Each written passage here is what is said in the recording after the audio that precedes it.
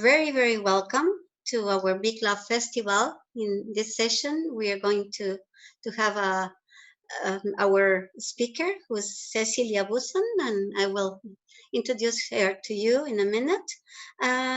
This session and this festival has been organized by fdcw to celebrate its 40th birthday.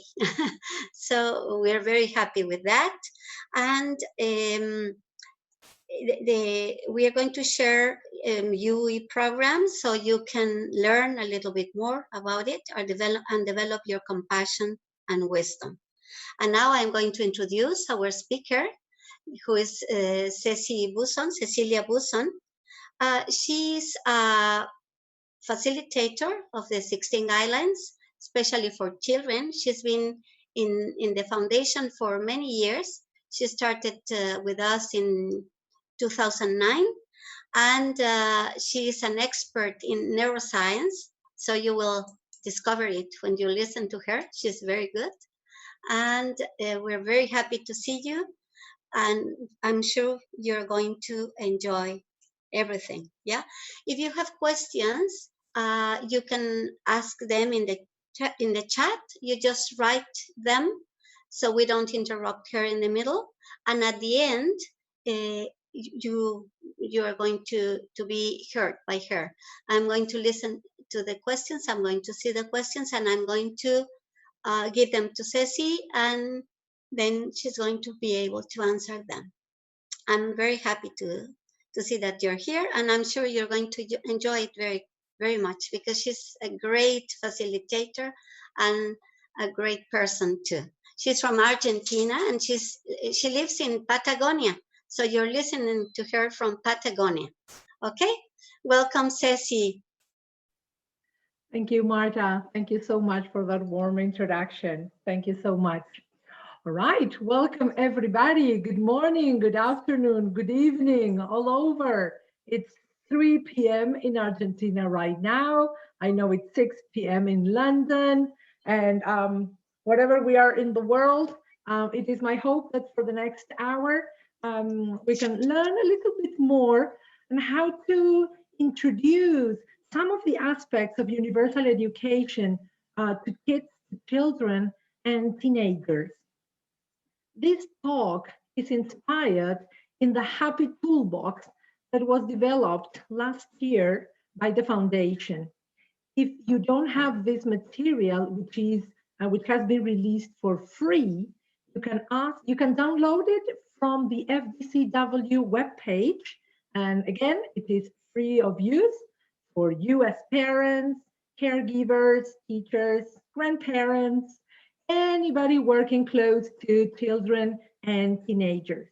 The program, the 16 Guidelines program for children and teenagers, is aimed to be introduced at about the age of 3, when kids are about 3 years old, and can be developed until they are 17, 18, depending on the country. Here in Argentina, teenagers work at secondary schools till the age of 18. So that is why when we develop the program, activities are included until that age. But of course, most of the activities there can be transformed, can be adapted to be used with only one child, because maybe you're working at home, or to be used with a small group, or even in a classroom to a bigger group. So we are just going to share some ideas, but please feel free to adapt in any way so they can be used in your own environment. Do not take these ideas as just they are, okay? Take the bits and pieces that may best feed your group, your setting, the work you are doing. I think any addition that you can make from the 16 guidelines, from universal education, from universal values and mindfulness will definitely benefit the children and teenagers that you may be working with. All right, to start with, and as Marta said, please, if you have any questions throughout the talk, just write them in the chat, and at the end we will have some time to share them, and if I know the answer, I'll be most happy to answer them. All right, if I may, I'm going to try to share my screen now. I have prepared a presentation that will give us the steps that we will be working throughout the talk, and also some ideas. This talk is based on the Happy Toolbox. In case you haven't seen it yet, the Happy Toolbox develops activities and games for each of the 16 guidelines, plus some activities to develop mindful awareness and mindful breathing. But when I was preparing this talk, I thought about presenting and sharing with you some broader terms that may be beneficial for any age, any group, any approach that you may want to use. And I was inspired by this quote from Aristotle, that educating the mind without educating the heart is no education at all. And most of the time, so at least what is happening in South America, schools are focused on academic subjects and academic subjects only. So we feel as teachers and as an educational community that something is missing there. Yes, it is very important to learn about history and geography and maths, but it is also important, or from my point of view, even more important, to learn about our emotional world, to learn about how our minds work, to learn tips and tricks for when our emotions are playing with us and we don't know how to react, to understand the reasons behind our actions, our choices, to learn to develop a more compassionate attitude towards ourselves and also towards others. So having this in mind is that I thought about starting and sharing with you a little bit about perspective, a little bit about perception taking, which I find it's a very important topic to work with children even as young as 3 years old. Well, what do we talk about when we talk about perception or perspective taking? We talk about our unique ability to see the world around us. But it's not only the external world, but also the inner world. We have 5 senses. Start gathering information from the world around us. And with that information, our mind will create a picture of what is surrounding in us. But there are also other intro senses that will provide information to our brain, and our mind will process them. So we can also start to understand the sensations we are feeling, the emotions that we are experiencing, the thoughts that may arise, and all kinds of information coming from our inside. And when talking about perception, it is important to remember that it is a construction. So, and here is where we play an important role when working with kids and teenagers. They will be constructing their language, they will be constructing their knowledge of the world around them, and they will also be constructing from day one the perception of the world around them. And believe me, we play a crucial role in the construction they will make on the world around them. And we will be exploring some of the aspects of this perception and also things we can do to help them create, let's say, a healthier perception of the world around them, and also a healthier and happier perception of the world inside them. Another important thing that we need to understand is that perception is subjective as opposed to objective. So we are all seeing 3 images in our screens, but if we could have the possibility to ask each of us what we are looking at, we would all perceive them in different ways. And this is very easily tested with these images that many times confuses us. For example, in the 3rd image, many of you might be looking at a man from the front, And many of you might be looking at a man from the side. And how can we say which of them is correct and which is not? Well, both are, and at the same time, both are not, because our perception, again, is subjective and it is unique and it has been constructed since day one. So now, as teachers, parents, caregivers, relatives, what can we do to help children and teens develop an awareness on perception? And why would this be useful while they grow up and during their adult life? Well, there are many activities we can do every day, very simple activities at home and also at school. And why is it important? Well, because the more awareness they can develop on the way they see the world, on the way they respond to the world, on the way they connect to each other, the more awareness they can develop on the kind of choices they make, on the kind of actions they choose to have, I think that it will give them more space to make necessary changes if they find that those thoughts, those perceptions, those feelings are not bringing happiness into their world. So we need to understand that perception is not something that is given to us, but rather constructed. And in that process, it can also be modified if we need so. Now, tips and tricks. With very little children, and I do this at the school that I run here in Argentina, we start when they are 3, we play all kinds of games in which they can find how their minds are playing tricks on them. For example, when we put a pencil or any object in a glass of water and it seems to be broken in half, but actually it is not. I mean, there are a lot of images on internet as the one I showed before with the man and the 2 faces. But so with little children, I would suggest to try to find more 3D experiments rather than just images. When they are older, they can understand images better, and they can also try to switch from one perspective to the other. Again, going to the image that was here 1 minute ago. Well, it was, no, this is not the one I wanted to show you. Here, the image of the man.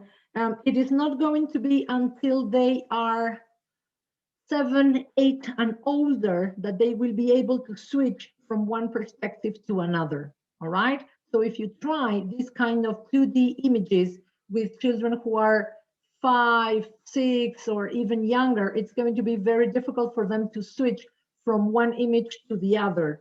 So that's why I suggest to use with younger children other kinds of activities that will also prove that the minds play trick on us and that we thought we saw something, but that then turned out not to be real.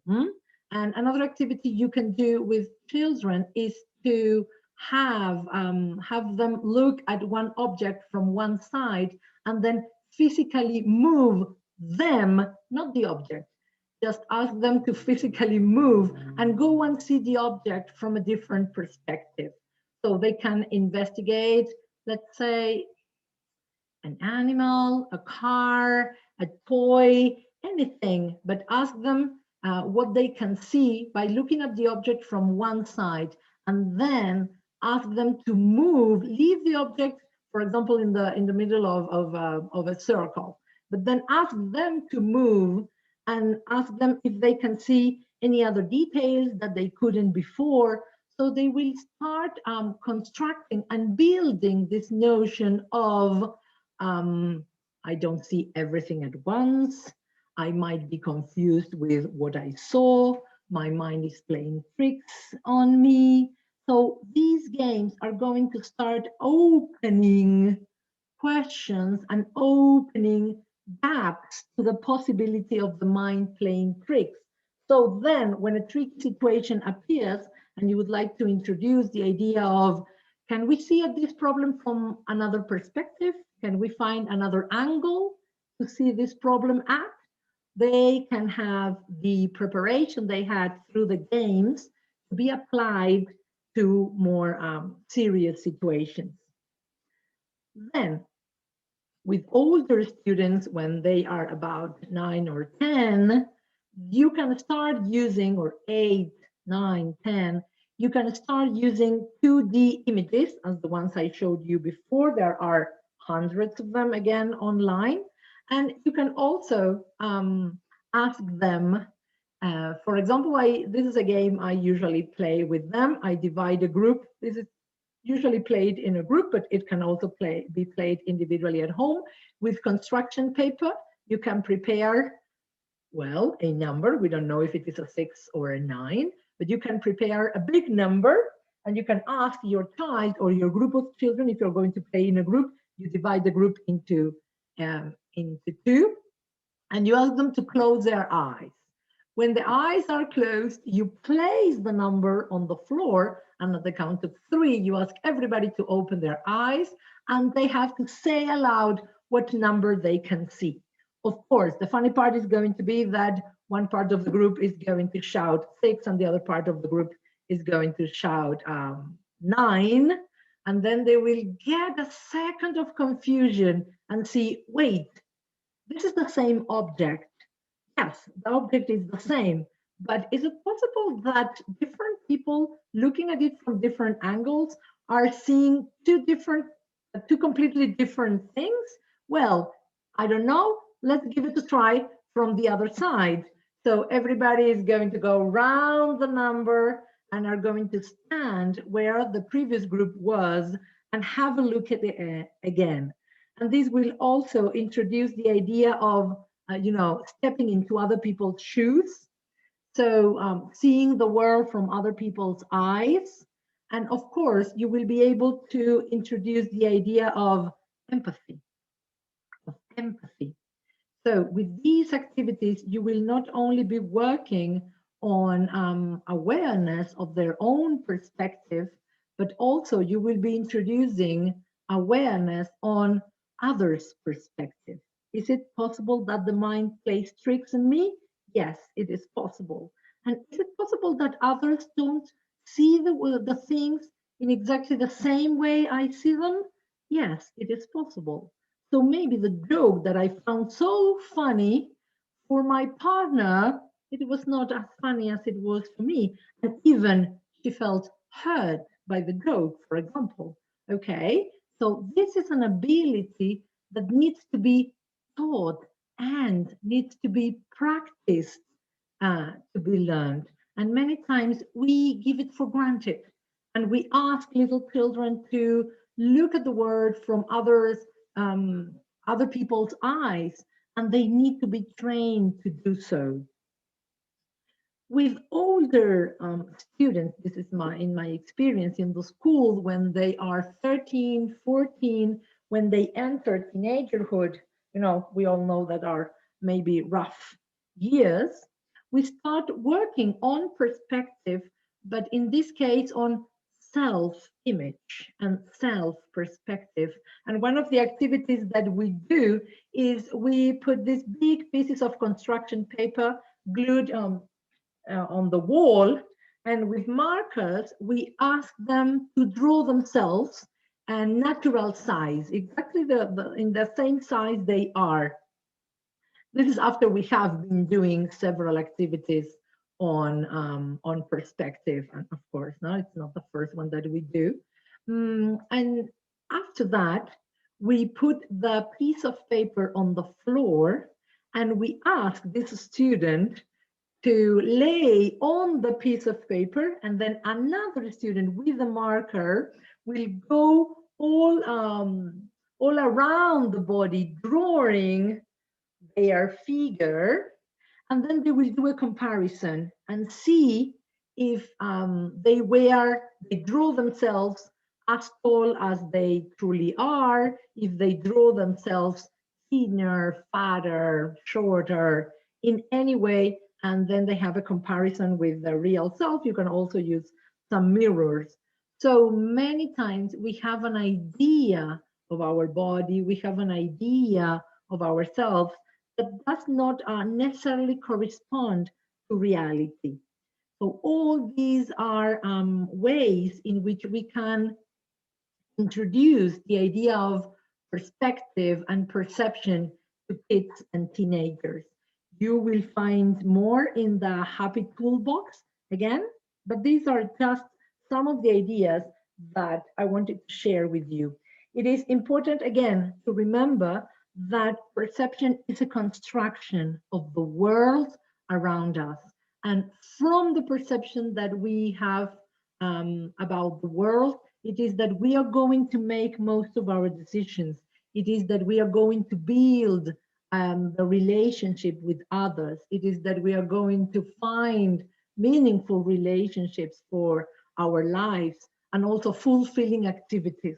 So if a kid is raised with the idea that the world is a threatening place, then the choices that he will make, the relationships that he or she will construct, the fulfilling activities that he or she will choose to pursue will be completely different from another kid who is being raised in the idea of a world that is compassionate and basically good and happy, and people having good hearts and good feelings.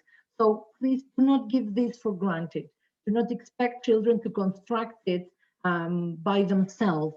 There are many things that we as adults can do to help them construct this perception of the world around us. All right. We're not going to go into the second important item that I wanted to share with you today, and this is called emotional metacognition. Many times we talk about metacognition as the ability to think about our own thoughts and to think about the way we think. All right. So then emotional metacognition would be the ability to think about the way we feel, to recognize our own feelings and emotions, and from there to choose wiser actions for ourselves and for others. So in this image, we can see a man on an elephant, and the elephant here would represent the limbic system, and the poor tiny man on it trying to direct it somewhere would represent our prefrontal cortex. Well, why is the limbic system represented with an elephant? Because our limbic system has been in charge of keeping us alive for millions of years. It is way older than the prefrontal cortex, which has been with us for only a couple of 100,000 years, approximately 400,000 years. So as you can see, they are not proportional, and they are still not proportional today. Our mind and our brain has the only aim of keeping us alive, of surviving. That is what cares our brain and our mind for the most. Most of the time, they are working to keep us alive. And in that sense, the limbic system has way more experience than the prefrontal cortex. And our emotions have become, within the evolutionary years, they have become unconscious. They have become involuntary, and they have become almost automatic. It is in a fraction of a second,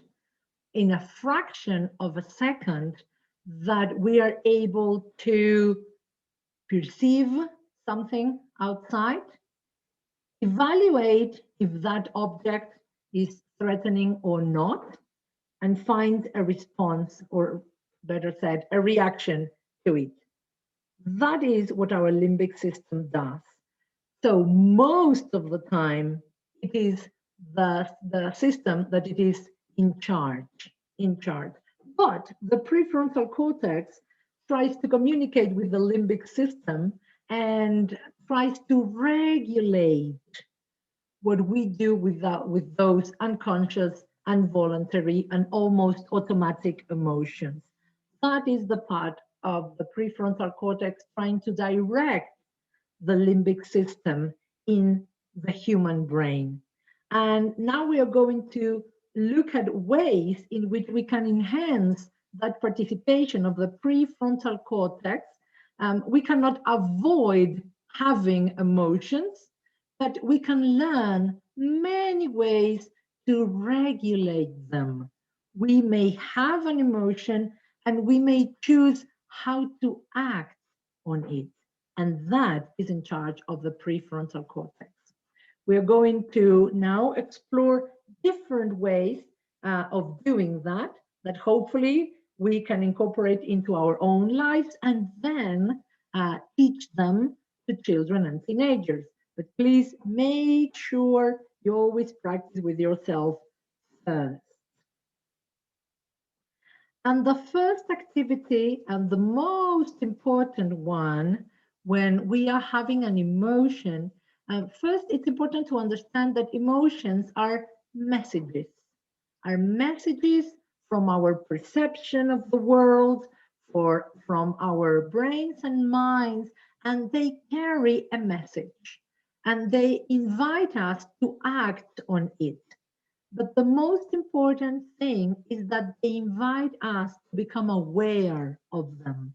So the first thing, the most important thing, if we are going to teach just one thing on the emotional world to our children and teens, please make that label.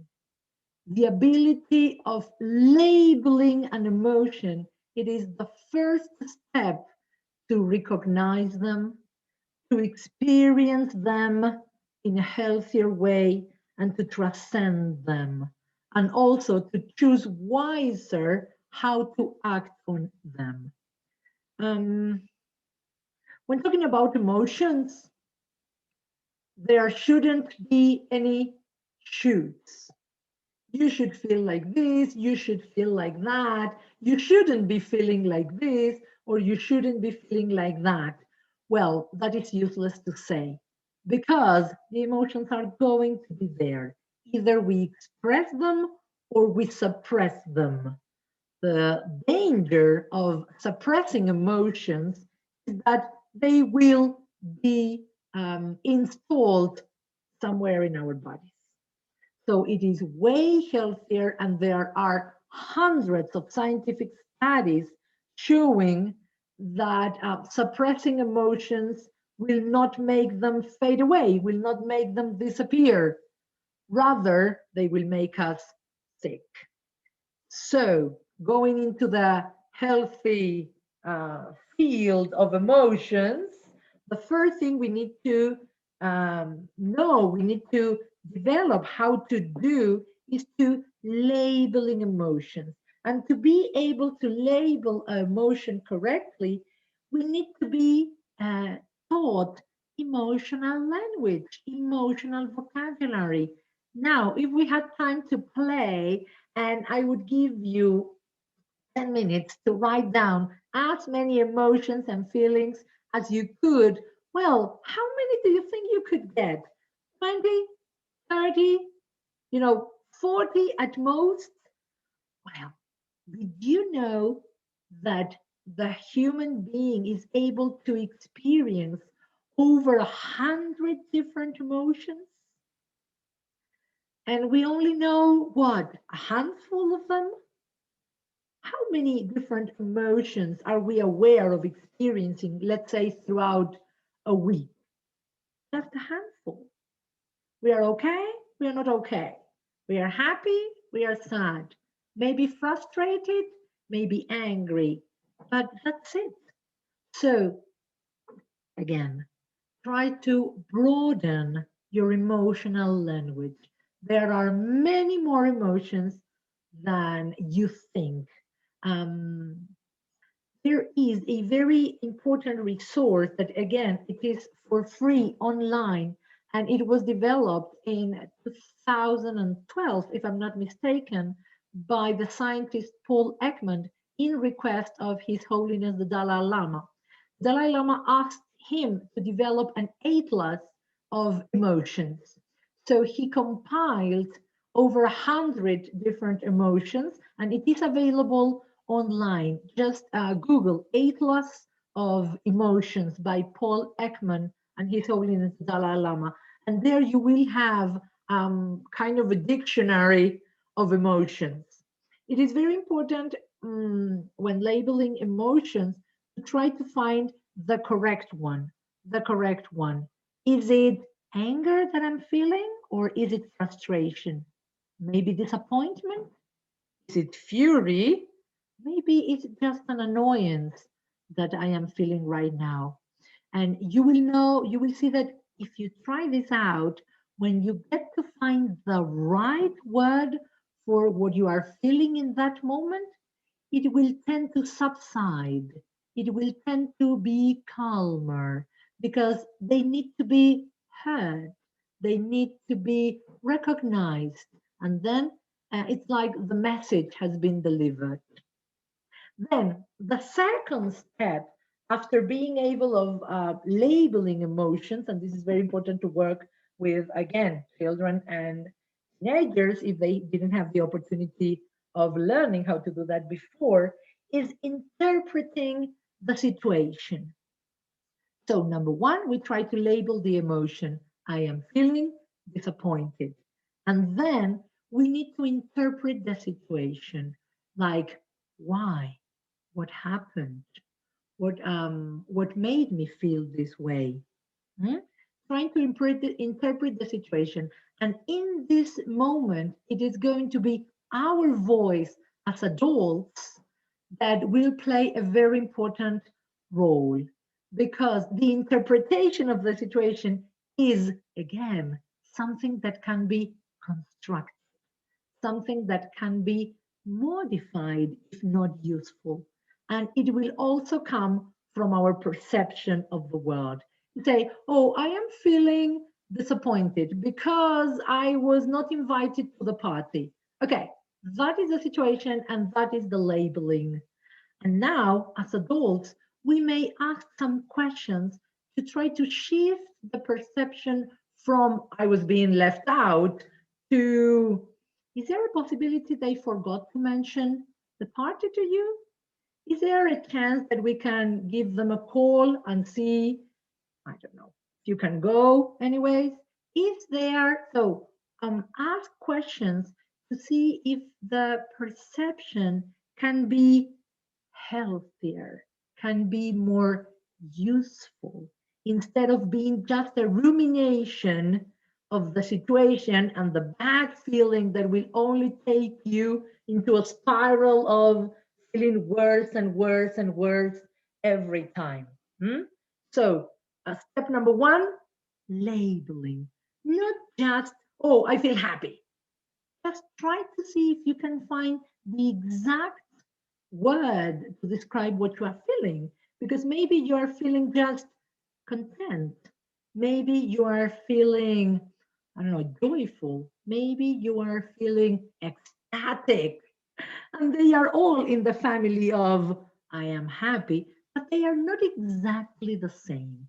So with little children, we go just with a handful of emotions, and we have to give them the opportunity to investigate how they are feeling and give them also new words as they grow up to enlarge their emotional vocabulary. Of course, we will start with a handful and we will make it grow as children grow.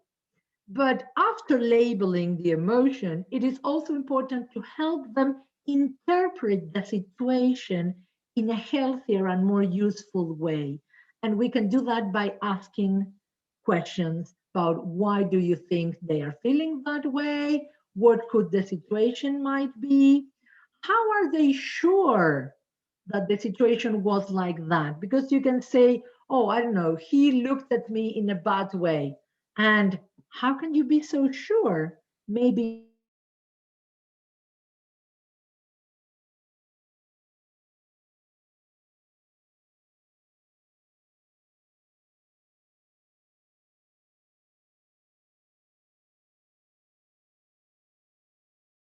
have perspective from a different angle, one angle that will allow them find maybe a healthier interpretation of the situation and also to make wiser choices. All right. When talking about emotions and teaching about emotions, another part, apart from labeling and teaching them better ways or healthier or more useful ways of interpreting a situation, it is very important also to find the correct value of the emotion.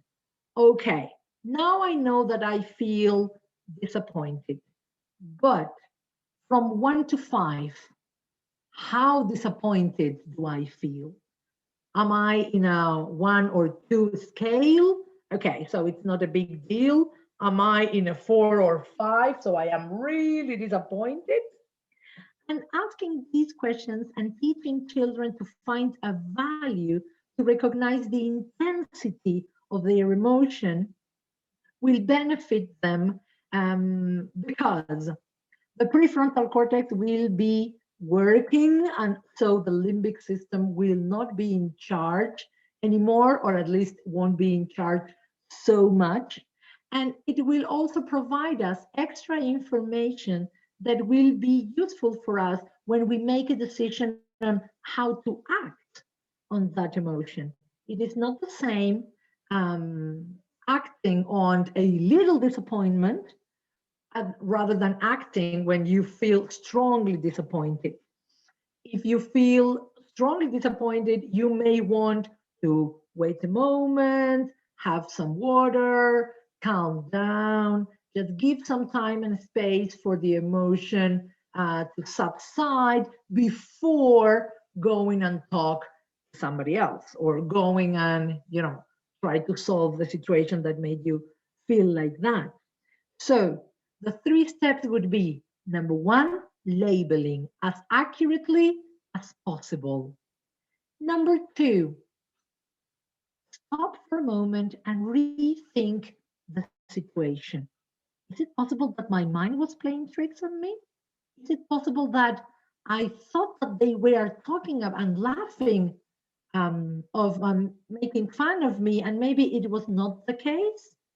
And number 3, try to assess the intensity of your emotion, because this will provide you not only the opportunity for your prefrontal cortex to gain more control over what is happening within your body and within your mind, but also it will give you some useful information on the actions that you may choose to have afterwards. So labeling, interpreting, and then intensity. Another activity that you might find useful to work with children is the body recognition. The body recognition. And when I was thinking about this, I saw that on Wednesday, Hillary is going to have a talk on transformative mindfulness, and I highly recommend that talk if you're interested in how to recognize emotions in the body. For example, here I present you a blank silhouette, and one of the students was working with anxiety, and she was asked to show in which parts of the body and how was the anxiety felt for her. And remember that it can be unique for each of us. And well, we talked about butterflies in the stomach, sweaty hands, maybe crying, depending on the intensity, heart beats faster.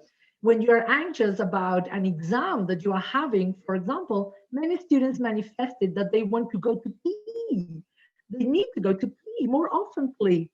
And so this is important because, again, they can start recognizing and perceiving all the information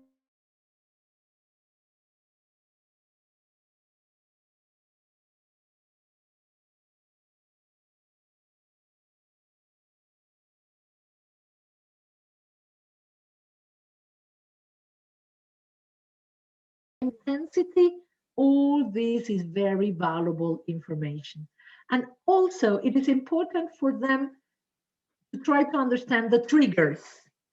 In this case, they felt that they manifested that, for example, parties, tests, school, mom and dad, fighting, etc., were triggers for them to feel anxiety. So can you imagine children and teenagers with all this information than just being victims of their emotions without any tools to regulate them, not to control them, not to suppress them, but to get to know them and be able to regulate them. And last but not least, I would like you as adult to open the game. If you're not able to do any other activity, open up the conversation. Open up the conversation. And instead of saying, you shouldn't be crying, don't shout, don't smash things, uh, do not answer me that way, instead of saying that, let's try to ask something like, how do you feel? Why do you think you feel this way? What do you think happened? This is the interpretation of the situation. The previous two were labeling. What would you do differently next time? How would you like to feel next time? How do you think I can help you? Do you need a hug? Do you need me to stay beside you? So they can also start assessing their own needs and regulation techniques. You can suggest, shall we go for a walk? Shall we have some water? Shall we hold hands and breathe together for a couple of minutes? Be useful without telling them exactly what to do. Offer some possible regulation techniques, or if they are older, ask them, how do you think I can help you? Because this way you will be giving them tools for when they grow up and they can assess their own needs. And when they are involved in an emotional state, they can ask themselves, what do I need? What could be useful to me this time without anybody telling them? And another idea, do you want me to tell you a similar experience I had?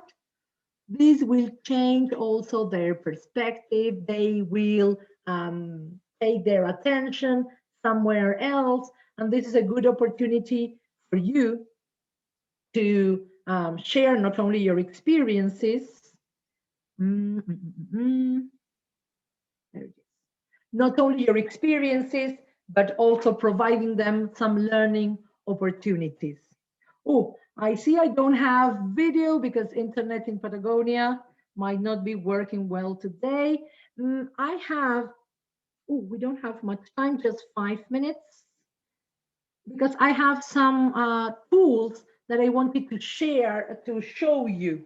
Just very quickly before we go to the questions. When working with little children, make sure you have external tools that help them interpret their internal states. For example, this is a Hoberman sphere, and we call it just a breathing ball.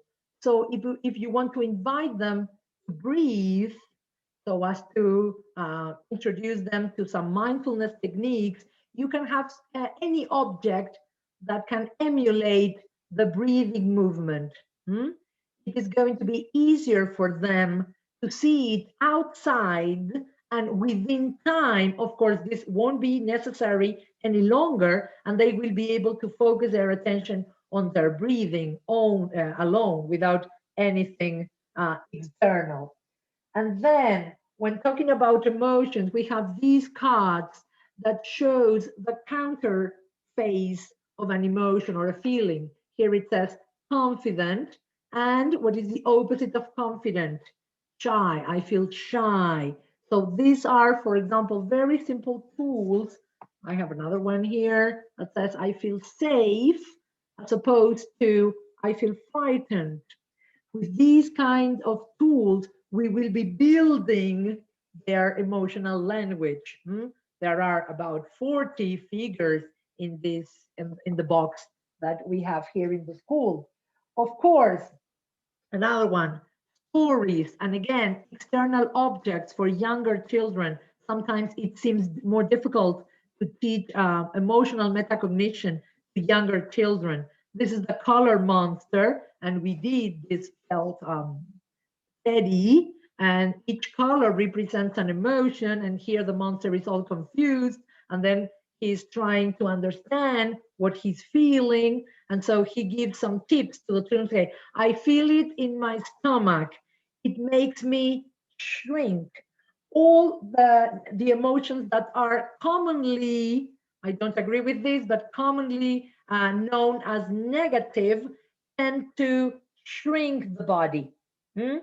Sadness, depression, frustration, anger, then all the emotions that are commonly known as positive, well, I don't like that division, but just for general understanding, tend to be more expansive. When you feel joyful and happy and ecstatic, you tend to be more expansive. This is also something, a signal that you can find in the body. And then I wanted to share for more advanced children, teenagers, for example, with the guidelines, we were with puzzles, and they have to try to find the corresponding piece for each emotion, for example, and then we try to mix them and see what is the relationship here we have between gratitude and right speech. Why do we need one to get better when we use the other one, for example? So not only the exploration of one emotion or guideline or attitude with older children, but you may start to mix them up and present them, two of them, to work together, because usually we don't feel just one thing. We feel, many times we feel a mixture of things. Okay, I do have some more elements, but I don't have more time, and I really, really want to allow you, allow time for the questions that you may have. So I'm going to have a sip of water, and in the meantime, Martha will read some questions in the hope that these ideas shared might have been of some useful, a bit useful to you.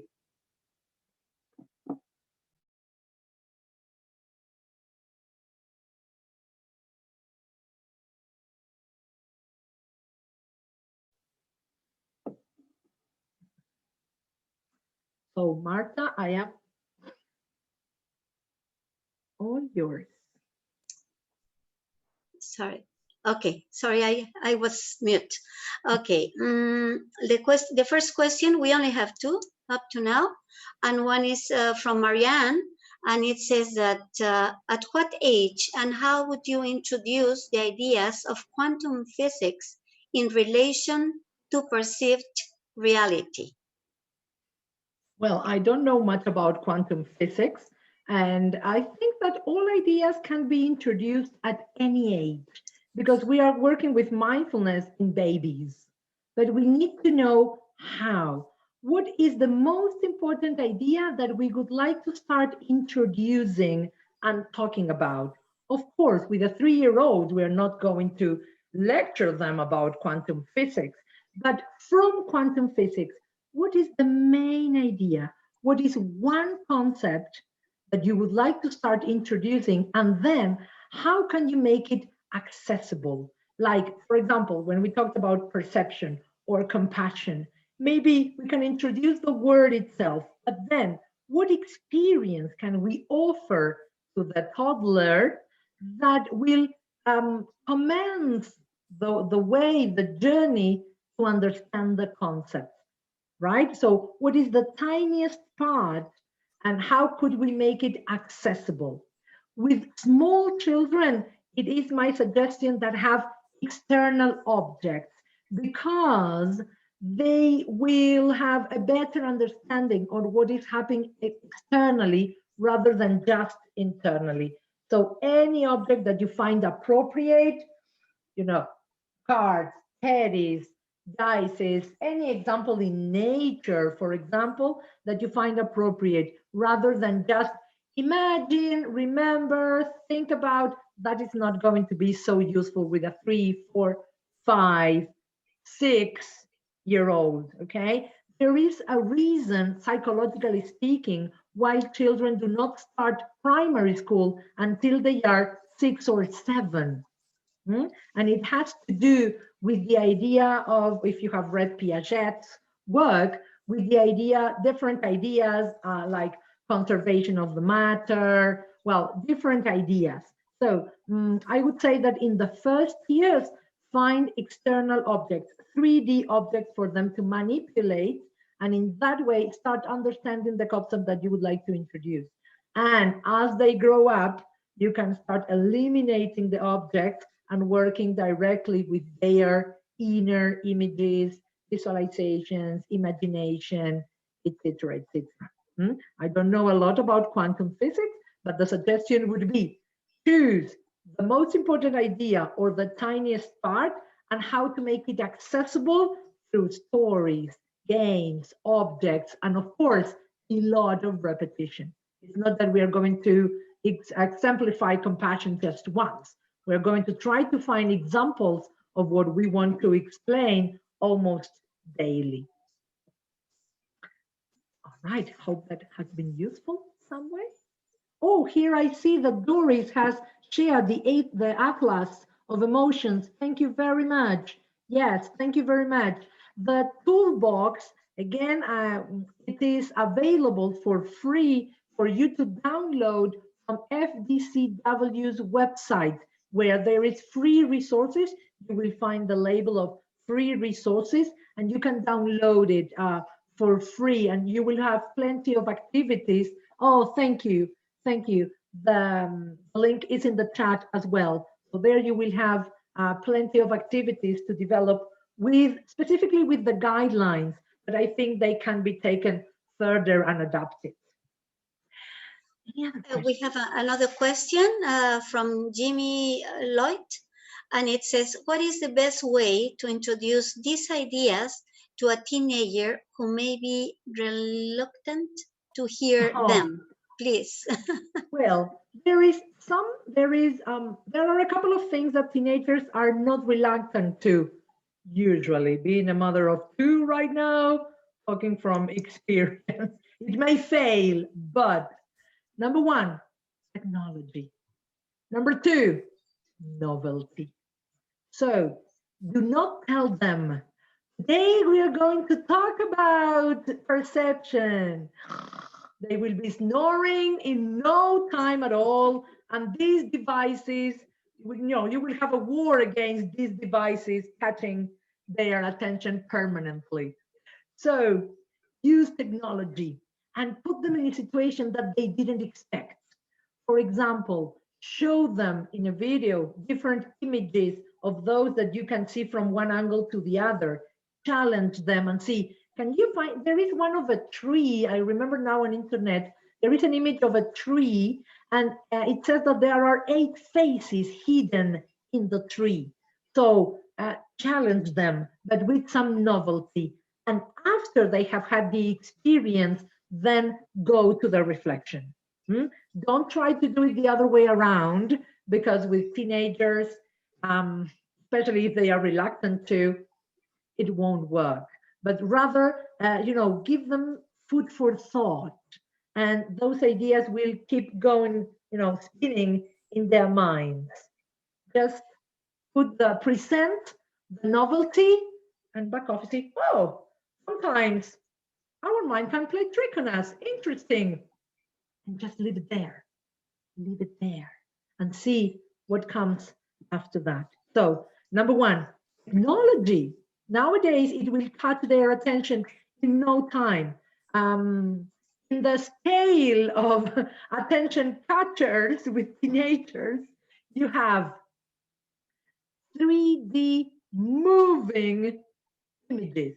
So a person in front of them will always catch their attention more than a person on the screen. This is why it's so difficult for us to have these virtual classes with teenagers.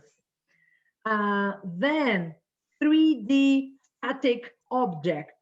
So show them something that is static. Then 2D moving images. Did you know that we are 2D moving images right now? I am a 2D moving image for you right now. That is why having classes on Zoom, on any other platform, is more tiring for the brain than having a face-to-face class. Now your brains are using a lot more energy to keep paying attention to what I'm saying, rather than if we were all together in an actual place. And then, of course, 2D static images like a PowerPoint, like the one I showed you. So evaluate your options, but never go to technology and go to novelty. If you don't have technology, or you can use some other way of teaching right now through the pandemic, you are working with your children at home, go with novelty. Anything that they don't expect, an experiment, anything that they don't expect, and then you will have their attention. Thank you, Ceci. I think you already answered Eduardo Carvalho. He wanted to know about technology and games and apps and so, but I think you already mentioned that. Well, I think they will got their attention. They will catch their attention a lot, and I think that used wisely, they can provide many benefits. I mean, we are benefiting from technology right now, but if they stay, as it has happened in my own house, until 4 or 5 a.m. playing video games, then of course that will be not of benefit. So I think we have to be very cautious, and we need to try to monitor them as far as we can. I have a 16-year-old daughter, and I can still tell her, okay, midnight is deadline for telephones. But then I have a 21-year-old son, and with them, who is an adult, it's a bit more difficult for me to set a limit like that. So as far as we can, I think we should be very cautious on limiting that. For example, at home, okay, no phones on the table during meals. Like even those little victories, I think they can add up and open spaces to be talking about other things. Well, it's not an easy task. Well, Ceci, thank you very, very much for these wonderful explanations that you have given us. And in the name of the foundation, we thank you from our heart. And we thank all of you for joining. Thank you so much.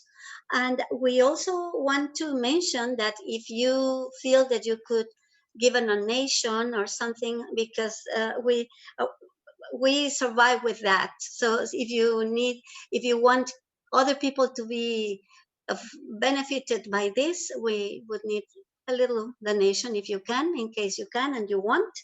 And that's in our website. And that helps us to have more resources. And thank you so much. We invite you to the next webinars. They are coming, one tomorrow, 2 tomorrow. Every day we have 2, so you can check in our website.